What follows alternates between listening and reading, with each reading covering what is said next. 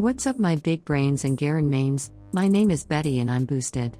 Last season I hit plat in solo queue, which is basically the equivalent of earning a high school diploma with a GPA of 2.5, except this requires you sacrifice your emotional well-being to accomplish such levels of mediocrity, and after suffering through 400 games of psychological torture I finally hit my goal, and then like Aang the Bald Wind Bender I disappeared. So for like the 9 of you wondering where I've been, I started touching grass in World of Warcraft, which was a good change of pace from being told to kill myself every other game, but now with the new season here, I'm back after a 3-month hiatus to push the limits and prove that any boosted Betty can hit diamond. But like anyone starting an ambitious journey, you have to take that first fat-ass selfie in the mirror to show your starting point, so please let the following game show just how bad I've gotten at this game, so that in a few months when TSM is offering me crypto coins to come lick their keyboards as a player, we can all say look how far this incredibly toxic lady has come. So welcome to the new series, my video diary, to document the toxic adventures of this stupid-ass game and all the losers you come across while playing it. And thus I present to you Episode 1.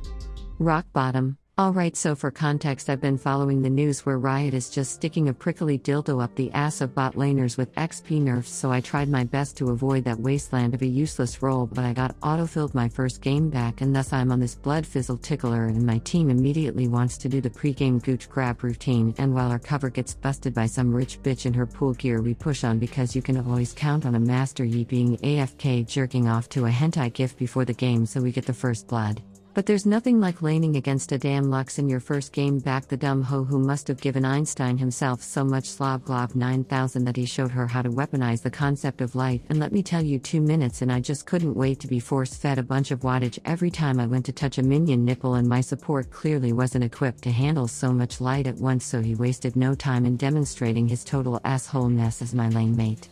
And my homegirl Beyonce once said, if you like it you should have put a ring on it, which I did, but I just couldn't commit because, to be honest, she was doing things that were flat out bitchy. Anyway, I guess 4 minutes of straight anal probes and screaming blood murder and your wall hacking PvE player in the jungle will finally pay you a visit, but I 3 months off of this game had my ass forgetting that greed rhymes with feed, so I had to whip out the popcorn from the black and white seats. And here is where my personal saga or suck-ass began, where Riot Games was going to ensure that playing their game every day is a necessity, or you accumulate rust that will have you lacking the ability to dodge Lux, who apparently has been buffed 69.5 times since I last played.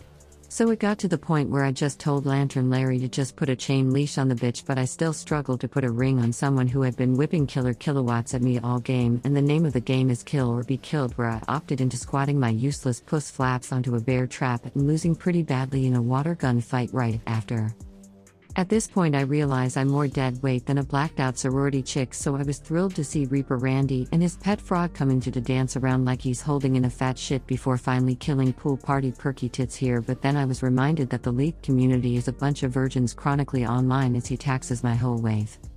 So I called him a fuck muff and then proceeded to care more about what my next insult in chat would be rather than using either of my 2 flashes to get out of the Omega lol death titty laser, which prompted another quick back and forth between me and my oh so lovely turbo dick lint lickers called my teammates. And I guess I'm learning what it means to be a pathetic simp, where you see a cute chick doing some sexy wizard cosplay and you start doing dumb shit that ends up just causing you pain in order to give her more money when she could give 2 shits about you. So at least it was cool to get a new perspective behind the OnlyFans business model, but let it be known that my League player tendencies of flaming everyone else for my own faults wasn't rusty, as all that element of the game was like I never missed a day.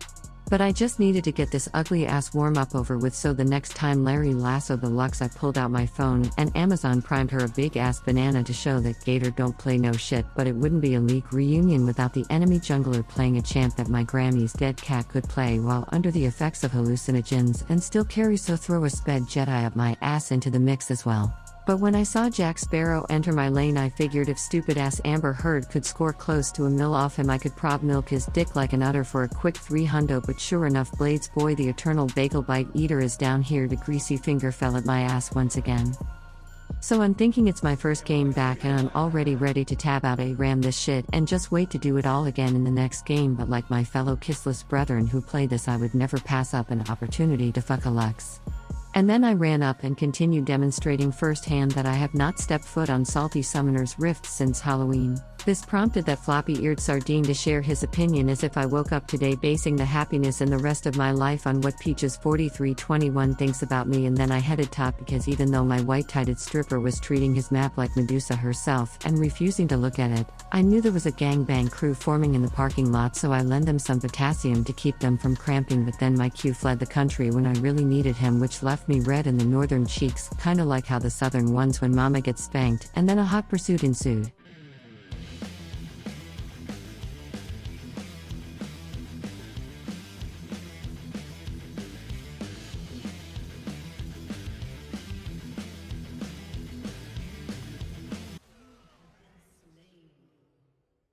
My role in this game was essentially to do Sudokus in the Lux Laser waiting room until the next one was available to see me, as both my dodging skills and my game sense were more MIA than my father, and despite me getting an ever so skillful shutdown on the Sped Jedi, I was spending the majority of my time in black and white screen thinking of clever comebacks to getting repetitively flamed by just about every non-NPC in the game.